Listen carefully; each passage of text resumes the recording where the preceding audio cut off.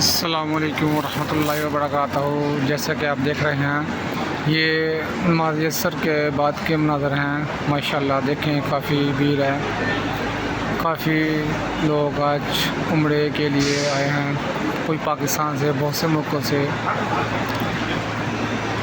ماشاءاللہ آج جمعرات ہے تو کافی تعداد میں لوگ طواف بھی کر رہے ہیں اور عمرے کے لیے بھی ماشاءاللہ کافی تعداد میں لوگ آئے ہوئے ہیں۔ یہ دیکھیں یہ کافی قافلے عمرے کے لیے آ رہے ہیں، پاکستان، انڈیا، ترکی